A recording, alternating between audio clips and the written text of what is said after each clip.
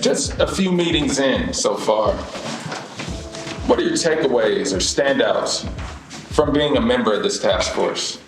It's exciting to hear the different perspectives, but it's also exciting that most of the perspectives come back full circle, and we're all really talking about 3 or 4 basic things, right? We're talking about removing barriers that get in the way of people having access to the things that they need, and we're talking about things that they need to live, life skills, survival skills, right? Food and shelter, and to be felt, to be a part of something. And so I'm happy that I'm able to learn from the diversity of the group and to share my voice and for my voice to be a part of what we're doing. But for me also to be a part of something that's much bigger than me, that I can believe in, that I can attach some passion to, right? We do a lot of work that is administrative, but this piece, this work, that it's going to change somebody's life. So it allows me to pour a little bit of myself and to be vulnerable with this work and to put my passion into and to be in love with it and have a tug of war with it because I know how meaningful it's going to be. Absolutely. Karen, same question. Standouts or takeaways thus far? Well, first of all, it's an incredibly humbling experience to be around so many people that love this work and that are so dedicated to it.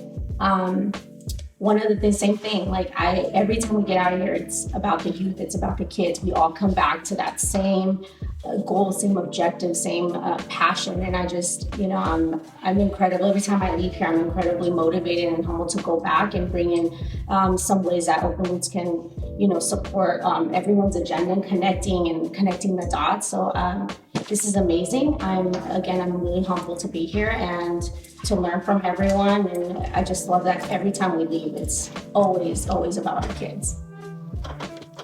Jen, same question.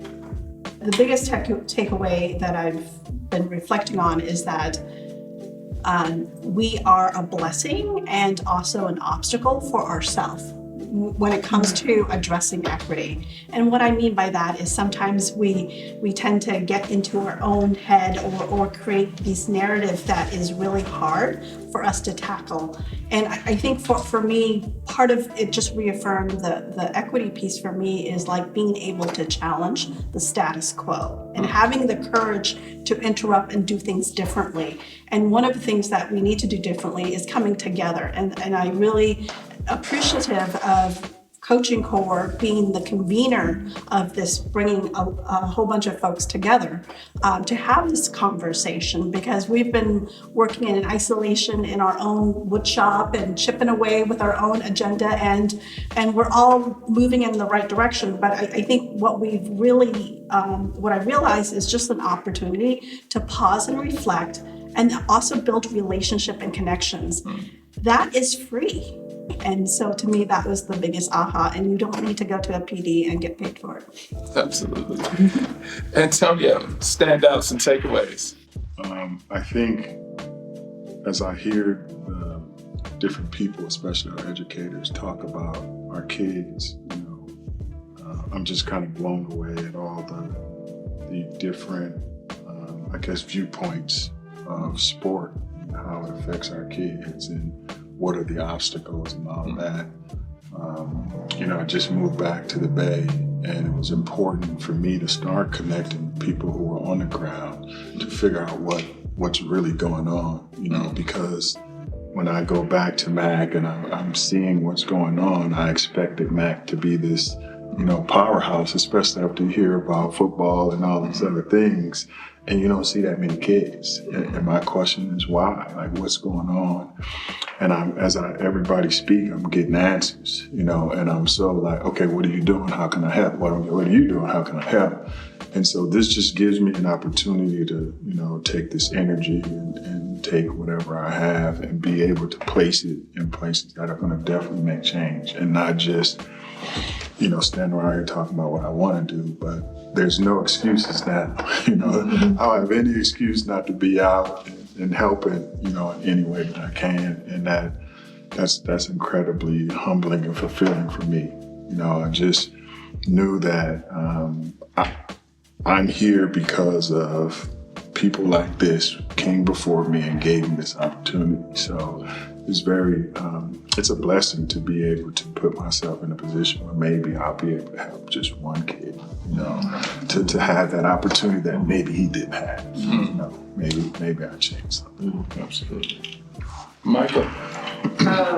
For me, it's rewarding because it makes my job easier. It makes me, people always say, what do you do? What do you do? I work in Parks and Rec.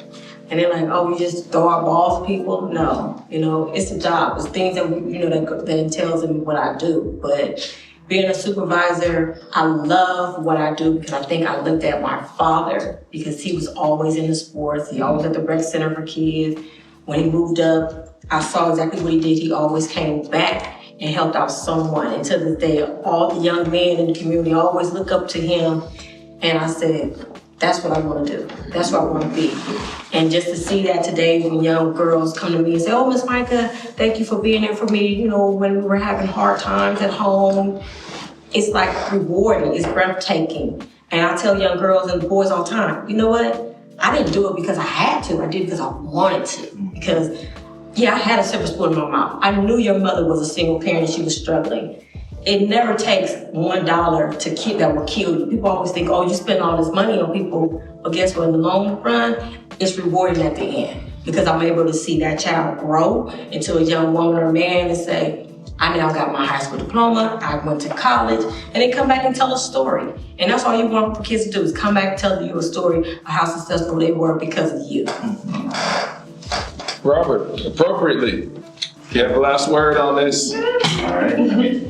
I'm inspired. I really am by seeing like so many leaders come together, and we all have shared values, right? Like we all believe that kids in our community deserve the absolute best, and they don't deserve to get less. And folks being willing to come in, dedicate their time, their talent, their expertise to a cause like sport equity, right? Physical activity, movement, recreation, and working towards a common goal is truly inspiring.